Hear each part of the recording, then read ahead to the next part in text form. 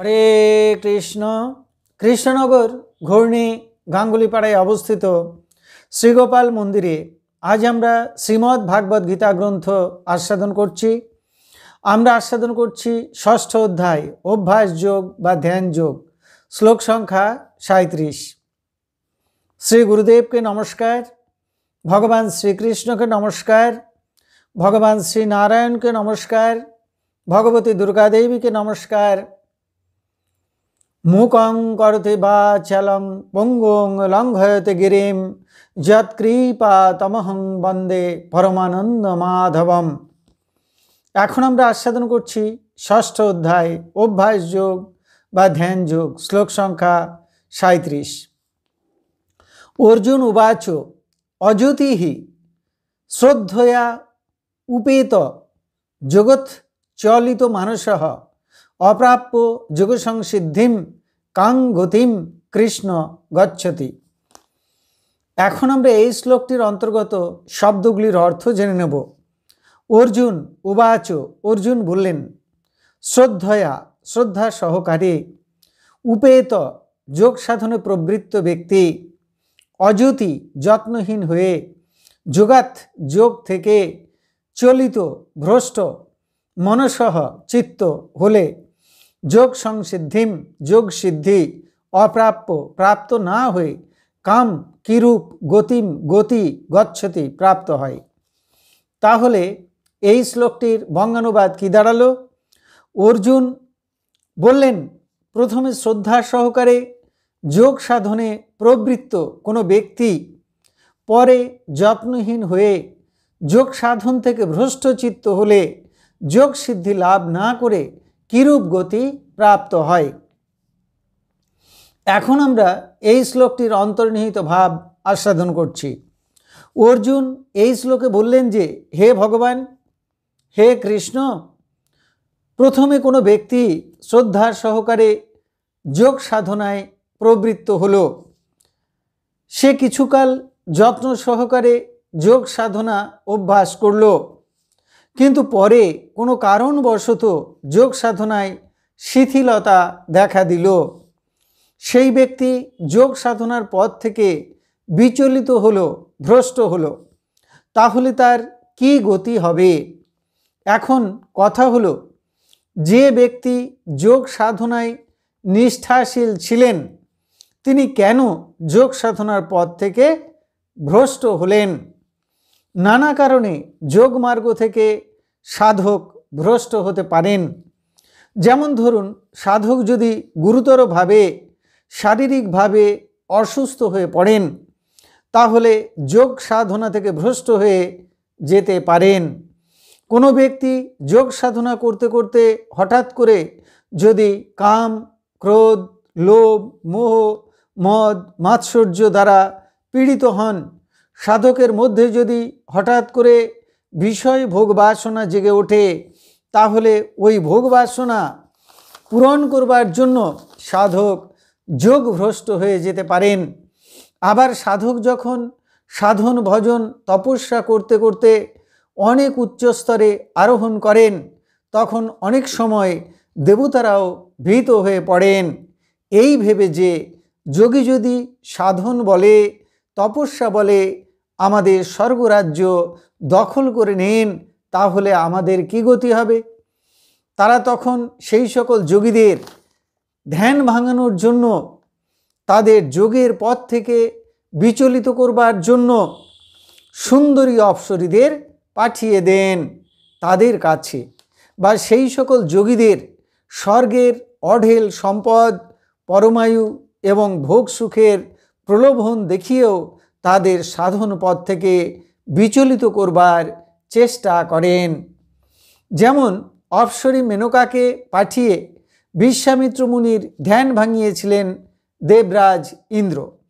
দীর্ঘকাল বিশ্বামিত্র মেনকাকে নিয়ে ভোগমগ্ন ছিলেন, পরে তার আবার তপস্যায় মতি ফেরে। যেমন ভক্ত ধ্রুব যখন গভীরভাবে ধ্যানে মগ্ন ছিলেন, তখন তার ধ্যান ভাঙানোর চেষ্টা করেছিলেন দেবতারা, এই ভয় পেয়ে যে ধ্রুব তাদের স্বর্গলোক বা ব্রহ্মলোক দখল করে নিতে পারে। অনেক সময় দেখা যায় যে সাংসারিক দুঃখের কারণে কেউ বৈরাগ্যের পথ অবলম্বন করে দুঃখ থেকে নিবৃত্তি লাভ করবার জন্য যোগ সাধনা শুরু করলো। হয়তো 10-15 বৎসর যাবৎ যোগ অভ্যাস করলো।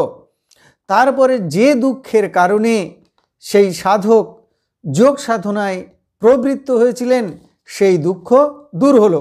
তখন তিনি আবার সাংসারিক জীবনে ফিরে এলেন এবং যোগভ্রষ্ট হলেন। কেমন দেখুন বাস্তব ঘটনা। একটি পরিবারের এক গৃহবধূর উপরে তার শ্বশুর শাশুড়ি অত্যাচার করত। সে স্ত্রীটি স্বামীকে তালাক দিয়ে চলে গেল। স্বামী সেই দুঃখ সহ্য করতে না পেরে সন্ন্যাস নিলেন। দীর্ঘ 10 বৎসর সন্ন্যাস জীবন পালন করল। 10 বৎসর পরে সেই স্ত্রীলোকটির সঙ্গে তার স্বামীর আবার দেখা হয়ে গেল কুম্ভ মেলায়।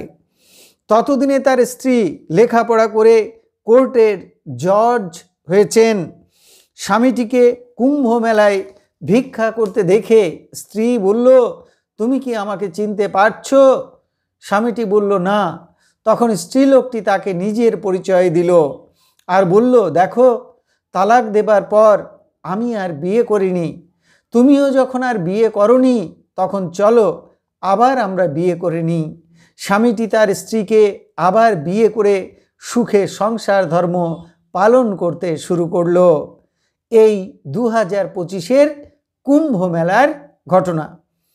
তাহলে আমরা দেখতে পাচ্ছি যে অনেক সময় সাংসারিক দুঃখে বা যাতনায় পড়ে কেউ সন্ন্যাস নিল, কিন্তু দুঃখের কারণ মিটলে আবার সে সেই সংসারের পথেই চলতে শুরু করলো, ফলে যোগভ্রষ্ট হলো। এইভাবে নানা কারণে যোগী যোগের পথ থেকে ভ্রষ্ট হয়ে যেতে পারেন।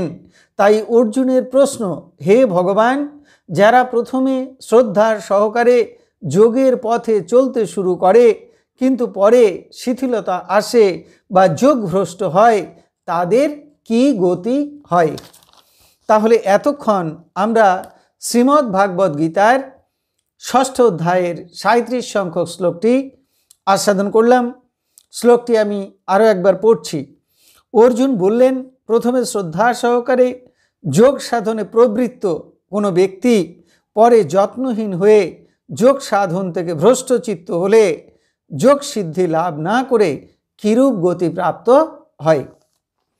এখন আমরা শ্রীমদ্ ভাগবত গীতার মাহাত্ম্য পাঠ করছি। শ্রী ভগবান উবাচ, গীতা নামানি বক্ষ্যামি গুহ্যানি শৃণু পাণ্ডব কীর্তনাৎ সর্ব পাপানি বিলয়ং যান্তি তৎক্ষণাৎ। গঙ্গা গীতা চ সাবিত্রী সীতা সত্তা পতিব্রতা ব্রহ্মাবলী ব্রহ্মবিদ্যা ত্রিসন্ধ্যা মুক্তিগেহিনী অর্ধমাত্রা চিদানন্দা ভবগ্নি ভ্রান্তি নাশিনী বেদোত্রয়ী পরানন্দা তত্তার্থ জ্ঞানমঞ্জরি ইতি তানি জপে নিত্যং নর নিশ্চল মনসঃ জ্ঞান সিদ্ধিং লভে নিত্যং তথান্তে পরমম পদম। হরি ওম তৎসৎ, হরি ওম তৎসৎ। এখন আমরা ভগবান শ্রীকৃষ্ণের চরণে প্রার্থনা জানাচ্ছি, হে কৃষ্ণ কৃপা সিন্ধু, এই নাও তুমি আমার দেহ, এই নাও তুমি আমার মন, এই নাও তুমি আমার প্রাণ, এই নাও তুমি আমার আত্মা, এই নাও তুমি আমার জীবন যৌবন যথা সর্বস্ব। হে কৃষ্ণ কৃপা সিন্ধু, তুমি পিতা, তুমি মাতা, তুমি আমার পুত্র, তুমি আমার কন্যা, তুমি স্থাবর জঙ্গম কীট পতঙ্গ লতা পাতা, রূপে রূপে প্রতিরূপে তুমি বিরাজিত। তুমি ব্যতীত এই ত্রিভুবনে আর কিছু নেই। হে কৃষ্ণ কৃপা সিন্ধু, এই দেহ মন প্রাণ আত্মার মধ্য দিয়ে তোমার ইচ্ছায় তুমি পূর্ণ করো। হে কৃষ্ণ কৃপা সিন্ধু, তোমার আতুল চরণে কোটি কোটি নমস্কার। পুনরায় তোমার আতুল চরণে কোটি কোটি নমস্কার। তুমি আমাদের শুদ্ধা ভক্তি দাও, ব্রহ্মজ্ঞান দাও, সকলের কল্যাণ করো, সকলের মঙ্গল করো। হরে কৃষ্ণ।